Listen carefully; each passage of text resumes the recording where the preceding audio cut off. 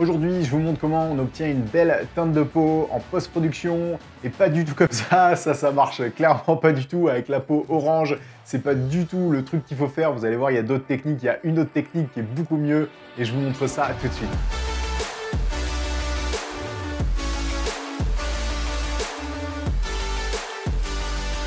Salut à tous et bienvenue dans Lumétrie, j'espère que vous allez bien. Aujourd'hui, c'est une vidéo un peu spéciale parce que je m'auto-sponsorise ma vidéo, parce que je sors mon pack d'effets visuels de Lightlix et de Lensflare. Pour ceux qui ne savent pas ce que c'est, eh bien, c'est des effets visuels qu'on va rajouter aux vidéos. Comme dans tous les films, aujourd'hui, il y a presque tout le temps ce genre d'effets visuels, donc c'est vraiment important pour sublimer vos plans. Il y a 173 effets déclinés en 3 différents packs, le tout en 4K et en 50 images secondes pour avoir la possibilité de ralentir vos effets en post-production. Et si vous voulez en savoir plus, le lien il est dans la description. On commence tout de suite avec un premier truc et ensuite on passera sur Premiere Pro pour voir comment est-ce qu'on fait des belles teintes de peau. La première chose, ça va être une sonde de calibration. Il faut que vous ayez une sonde de calibration si vous voulez que votre écran soit bien calibré pour obtenir les bonnes couleurs. Alors moi, depuis que j'ai mon Mac, j'ai remarqué que les couleurs elles changent quand même un peu moins qu'avec mon ancien ordinateur. La dalle était peut-être pas super performante. J'avais vraiment des changements de couleurs très importants et quand je recalibrais, j'étais obligé de calibrer avec cette sonde toutes les 2 semaines. Mais même avec le Mac, je continue quand même à calibrer mon écran. Ça vous permettra d'avoir les couleurs qui sont les plus justes et les plus fidèles pour n'importe quel écran. Donc maintenant, on se retrouve directement sur Premiere Pro et je vais vous montrer comment est-ce que je fais moi mes teintes de peau. La première chose, ça va être, il va falloir activer les 3 scopes que vous avez là. Moi, ça, c'est les 2 scopes que j'utilise et j'en utilise aussi un autre. Je vais venir ici dans la petite clé à molette et on va activer le Vector Scope YQV. Ce scope-là, il est super pratique parce que ça va vous indiquer les couleurs dominantes dans votre image. Vous voyez, on a les références des couleurs. D'ailleurs, autre petite feature sympa que Premiere Pro, ils ont mis en place. Je trouve ça vraiment pratique, c'est que vous pouvez faire double-clic. Comme ça, vous avez un gros zoom sur votre scope. Vous allez voir, c'est beaucoup plus facile par la suite. Et la teinte de peau, la meilleure, ça va être celle qui est sur cette ligne-là. C'est pour ça qu'ils ont mis en fin de compte cette ligne-là. Plus vos couleurs vont se rapprocher de cette ligne-là, plus vous allez avoir une teinte de peau qui est juste. Donc c'est un peu une sorte de référence. Vous allez voir, c'est impossible, enfin c'est impossible dans certaines conditions, c'est beaucoup plus facile, mais dans d'autres, par exemple comme celle-ci, c'est un peu plus compliqué parce que j'ai filmé cette scène-là, ce plan-là au stade olympique. Et au stade olympique, c'est des vieilles lampes comme on a juste derrière là. C'est des vieilles lampes au mercure et elles donnent vraiment une teinte de peau verdâtre sur les peaux. Et d'ailleurs, ça peut se voir un peu là, ici sur la teinte de peau, on voit que c'est un peu verdâtre et un peu palo. Donc on va essayer de corriger ça. Il faut essayer d'être le plus proche de cette ligne-là. C'est un peu une représentation de base. Et vous allez voir si par exemple, là je vais ici et que je modifie. Là, vous allez voir, ça a changé complètement. Donc, ça vous indique où la couleur dominante est. Et dans l'idée, c'est d'avoir un peu plus vers le centre. Ça va être le mieux quand vos couleurs sont un peu plus vers le centre. Ça va être le meilleur équilibre de vos couleurs. Donc, la première étape, ça va être d'aller dans TSL secondaire. TSL secondaire, ça va vous permettre de corriger uniquement des parties de couleurs, des parties, de l'image, donc de certaines couleurs, de pouvoir surtout les isoler.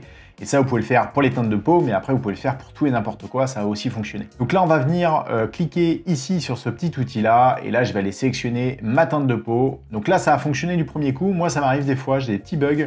Ça ne fonctionne pas forcément du premier coup. Petit tips que moi, j'ai découvert, c'est que vous cliquez dessus, et ensuite, vous faites des espèces de ronds comme ça, et vous allez voir qu'au bout d'un moment, vous allez avoir cette partie-là qui va s'afficher.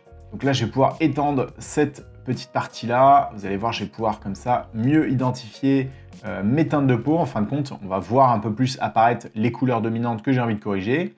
Donc là, hop, je vais pouvoir les mettre à peu près comme ça. L'idée, c'est d'essayer de faire ressortir, en fin de compte, vous voyez, la teinte de peau, la couleur de teinte de peau. Donc là, je me mets comme ça et je vais essayer d'isoler au max les autres couleurs comme ça. Ouais, on va être pas trop mal. Vous pouvez aussi agrandir un peu celle-ci, on va jouer avec d'autres couleurs. Vous voyez, plus je l'agrandis, plus on se retrouve avec toutes les couleurs de l'image. Voilà, tac, tac, tac, comme ça. Ouais, on devrait être pas mal comme ça. De toute façon, vu le nombre de couleurs jaunes qu'il y a autour, forcément, ça va impacter aussi toute cette partie-là. Ici, vous pouvez cliquer dessus, ça va vous permettre de laisser activer la couleur gris. Vous pouvez aussi la changer, si jamais le gris ça vous plaît pas, bah voilà, on peut le faire avec le noir, ça fonctionne très bien. D'ailleurs, en couleur noire, c'est pas mal aussi, des fois moi je l'utilise, ça permet de mieux isoler, vous voyez. Je vais aller chercher un peu autre chose. Ouais, je vais même me mettre comme ça. Alright. Comme ça, on est bien. Ok, ça, je le désactive. Maintenant, on va activer la réduction de bruit. Donc ça, vous pouvez l'augmenter un petit peu. Ok, je vais me remettre en gris. Ça va réduire le bruit dans les pixels parce qu'on va faire une modification de couleur et vous risquez, dans certains cas, surtout si vous avez filmé en 8 bits, vous risquez d'impacter un peu plus vos couleurs. Donc vous allez avoir des pixels qui vont peut-être être un peu plus saturés que d'autres. Donc c'est bien d'activer ça parce que ça va réduire tout simplement le bruit. Ensuite, le flou, pareil, ça, je vais pouvoir l'augmenter. Donc ça va tout simplement adoucir l'image. Quand je zoome là comme ça, vous voyez, ça, c'est l'origine. Et vous voyez, quand je vais monter un peu plus ma barre, bah, vous avez vu, c'est beaucoup plus doux. Et surtout, à cette partie-là, regardez la partie là au niveau de mon cou, et eh bien, vous avez vu, ça va faire un petit fondu, ça va être beaucoup plus agréable, ça va être moins franc que justement de le laisser à 0. Donc là, moi, je vous conseille de le mettre, ouais, je sais pas, vous pouvez le mettre par là, après, c'est à vous de tester un peu, il n'y a pas vraiment de règles là-dessus, c'est vraiment à vous de tester. Ensuite, je vais revenir là, et là, il y a un truc qui est important à faire avant de venir toucher aux roues chromatiques, juste ici. Je vais revenir dans mes effets ici, et là, je vais aller sélectionner opacité. Je vais prendre mon tracé de Bézier libre, et là, ce que je vais faire, c'est que je vais isoler mes teintes de peau. Pourquoi isoler ces teintes de peau? Eh bien parce que si vous ne le faites pas, eh bien, vous voyez dans mon image, par exemple ici, j'ai du bleu, et dans certains cas, on peut avoir plein d'autres couleurs. Si vous ne le faites pas, eh ben, ça va être plus difficile d'isoler sur vos scopes, de savoir un peu quelles sont les couleurs que vous êtes en train de modifier maintenant. Donc c'est bien, vous voyez, de faire un petit masque autour. Donc je pourrais le faire sur les mains, je pourrais le faire partout. Comme ça, là, on a ma teinte de peau qui est complètement isolée. Je retourne dans mes couleurs lumétrie, je vais descendre un peu, et là, on va aller activer ces trois roues-là. Alors là, vous pouvez le faire de temps en temps aussi, ça fonctionne directement avec cette roue-là. D'ailleurs, vous avez vu, hein, quand vous avez modifié, vous faites double-clic. Hop, comme ça, vous avez votre roue qui revient au départ. Donc là, moi, je vais aller m'occuper de ces trois roues-là, parce que ces trois roues-là, on va pouvoir modifier les tons foncés, les tons moyens et les tons clairs, donc ça va être un peu plus pratique pour isoler. Pareil, là, je peux aller zoomer 400%. On va rechercher mon visage juste ici. Ok, c'est pas mal. Quand on regarde ici mes scopes, vous avez vu, il y a une grosse dominance de rouge. C'est normal parce que c'est un peu la couleur dominante dans mon image. Le vert qui est un peu plus relevé. Et d'ailleurs, on le voit bien, le vert qui est dans l'image, on voit que j'ai une teinte de peau qui est quand même un peu verdâtre. Là, je vais pouvoir faire double-clic. Et vous avez vu quand même, mon scope, il est quand même pas trop mal centré. Mais on va pouvoir faire un peu mieux parce que visuellement aussi, il ne faut pas faire uniquement confiance à vos scopes. Et moi, je vous conseille vraiment de faire ça. Moi, je faisais ça au début, je faisais confiance absolument uniquement aux instruments, alors qu'en fin de compte, des fois, vos yeux vont vous permettre d'indiquer une meilleure couleur parce que ça reste quand même assez relatif et théorique. Et c'est surtout que c'est artistique. Donc, si ça vous plaît ou pas, si vous voulez avoir une teinte de peau comme ça, parce que c'est la sensation que vous avez envie de donner dans votre image, et ça va fonctionner aussi. Là, on va essayer d'avoir justement une teinte de peau qui est plutôt équilibrée. Donc, ce que je vais faire, c'est que là, la première des choses, c'est que je vais aller sur mes tons moyens. On voit qu'on a quand même beaucoup plus de vert. Donc là, je vais aller, vous voyez, la couleur opposée au vert, elle va être juste ici. Donc moi, je vais aller tirer un peu plus vers le haut. Et vous avez vu, là, en quelques clics, donc il ne faut pas aller dans les extrêmes, hein, ça ne va pas fonctionner, c'est pas bien du tout. Donc là, je vais aller un peu plus à l'opposé, ouais, vers les magentas bleus. On est quand même pas mal. Peut-être que j'étais un peu trop. Ouais, comme ça, c'est pas trop mal. Ensuite, je vais aller sur mes tons clairs. Mes tons clairs, je vais pouvoir essayer d'ajouter un petit peu de jaune. Ouais, donc là, il ne faut pas trop que je monte vers les magentas parce que vous avez vu au niveau de mes yeux, si j'exagère, on va avoir une mauvaise couleur. Donc là, je reviens où j'étais. Ok, je vais pouvoir tirer un petit peu plus. Vous avez vu vers les jaunes. Ouais, on est pas mal. Je vais même monter un petit poil vers les magentas. C'est pas mal. Et ensuite, les tons clairs. On va les modifier ça. Ok. Ouais, les tons clairs aussi. Je vais monter vers les jaunes un peu. Ouais. On est quand même pas mal. Si je descends là comme ça. Ok. Ouais, ça va être pas mal. Ouais, là, je vais augmenter un petit peu plus par là. Là, je vais avoir une teinte de peau qui va être un peu mieux. Là, je trouve ça quand même pas mal visuellement. Et vous avez vu mon scope par rapport au départ, si je désactive, vous avez vu, on avait un scope qui était quand même plus vers le bas. Donc, si je dézoome, on est quand même plus vers les verts, c'est-à-dire que ça ça tire quand même vers le jaune, mais également vers le vert. Et là, si j'active ma correction, vous avez vu, on a quand même une teinte de peau qui est beaucoup plus équilibrée et surtout beaucoup plus homogène, qui est vraiment sur notre ligne, et c'est ça qu'on va essayer de reproduire. Maintenant qu'on a fait ça, eh bien, je vais retourner dans mon calque ici et je vais pouvoir dézoomer d'ailleurs mon image et vous allez voir, je vais pouvoir le supprimer parce que maintenant on n'en a plus besoin.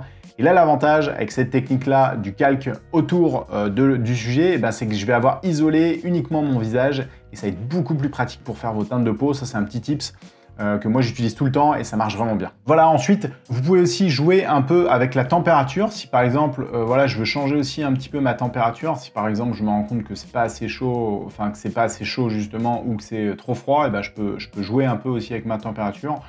Généralement, moi je le modifie un petit peu, mais vraiment très légèrement parce que voilà, ça va.